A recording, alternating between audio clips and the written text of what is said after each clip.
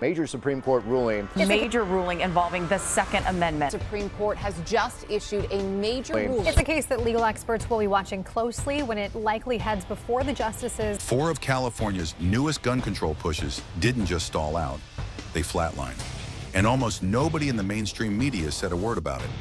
What Sacramento tried to quietly slide through tells you everything you need to know about how desperate the state is to rebuild gun restrictions after Bruen.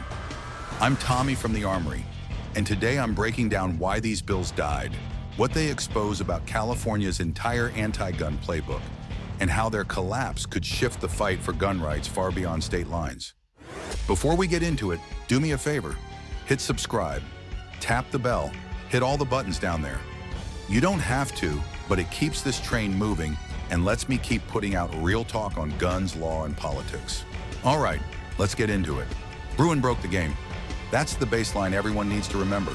In 2022, the Supreme Court handed down New York State Rifle and Pistol Association versus Bruen. And with that decision, the court dropped a new test on every single gun law in the country. The rule was simple. If a modern gun restriction does not align with this nation's historical tradition of firearm regulation around 1791 or at least the 1800s, it's in serious trouble. That ruling nuked New York's proper cause requirement for carry permits. And by extension, it wiped out the same May-issue games being played in places like California. Once that happened, Sacramento had to change tactics. They could no longer say, "You didn't convince us you really need a gun," so they pivoted.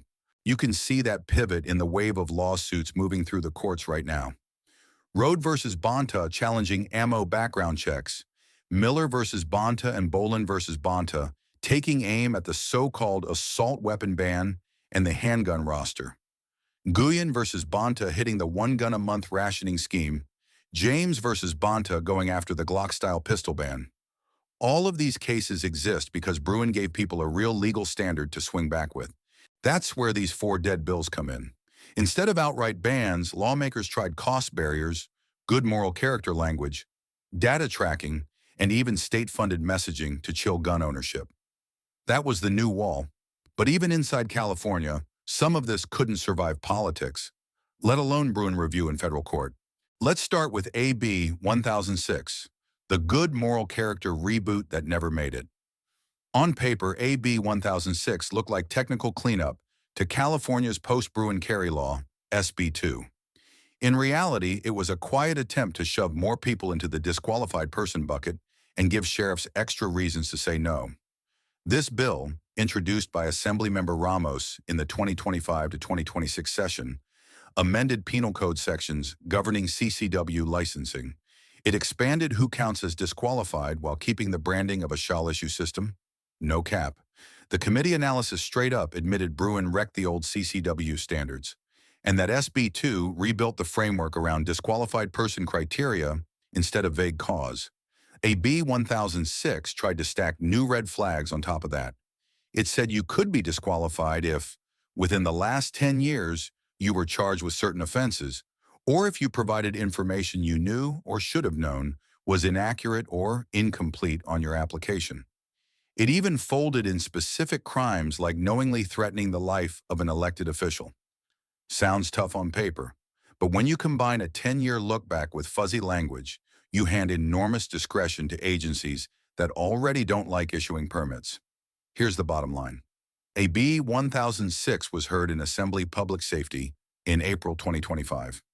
By May 23rd, it was held under submission and never cleared the June 6 deadline, which means sheriffs are still stuck with the narrower SB 2 standards instead of this extra denial tool. Next, let's talk about money. Because when denials get risky, pricing people out becomes the next move. That brings us to AB 1187. Right now in California, you pay about $25, take a written test through a DOJ-certified instructor, pass it, and your firearm safety certificate is good for 5 years. The DOJ even publishes a study guide and manual built around that written exam. In the 2025 to 2026 session, lawmakers rolled out AB 1187 to blow that system up.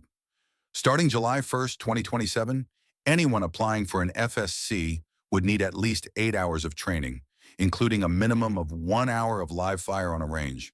The DOJ would then be tasked with building new regulations, new materials, and a whole new bureaucracy around it. Supporters called it common sense safety. They pointed to California's firearm death statistics and framed it as responsible training. But in the real world, that's 8 hours off work, range fees, ammo costs, and instructor fees stacked on top. For working-class Californians, that's a real financial wall. Gun rights groups nailed it as both a Bruen problem and an equity problem. You don't get to call a right fundamental and then quietly turn it into a multi-$100 project just to exercise it.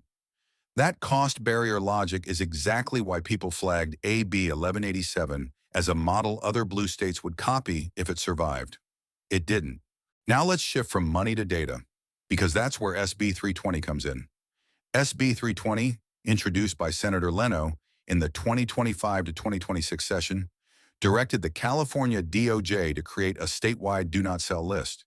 Any resident could voluntarily add their name to block themselves from passing a background check while listed. The DOJ would manage the system, the forms, and the removal process. Supporters pitched it as suicide prevention and crisis management. Committee analyses leaned heavily on mental health statistics and the reality that many firearm deaths are suicides. The bill tried to preempt abuse by banning coercion as a condition of employment or government services and by requiring confidentiality. On paper, it looked careful.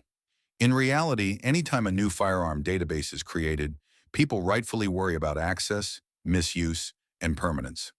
Gun rights and civil liberties groups hammered it on those grounds. You already have the option not to buy a gun. You already have the option to seek treatment. This just creates another record that could leak, be misused in court, or repurposed later. By mid-2025, even state behavioral health bodies were labeling it Support DI, which tells you how far it actually got. Finally, we get to messaging. SB 248, introduced by Senator Rubio, required the California DOJ to mail a letter to every new firearm purchaser within 10 days of a DROS application. That letter would include storage requirements, child access laws, summaries of state and federal gun laws, risk statistics, instructions for relinquishment or transfer, and resources related to gun violence restraining orders, suicide prevention, and domestic violence. Supporters framed it as education. Gun rights groups saw it as selective framing, taxpayer-funded lecturing, and yet another soft pressure tactic. No behavior changes, no criminals affected, just messaging, and it died too. Now zoom out. A B1006, a B1187, SB 320, SB 248. Different tools, same goal. Make exercising a right feel risky, expensive, or complicated enough that fewer people try. But the courts are closing in. Nguyen versus Bonta, Rhode versus Bonta, Miller versus Bonta, Bolin versus Bonta, James versus Bonta. Lawmakers see the writing on the wall. If these tactics can't survive in California, they won't travel well elsewhere, which means the real fight is shifting back where it belongs, the courts. And that's exactly where the next chapter is going to be written.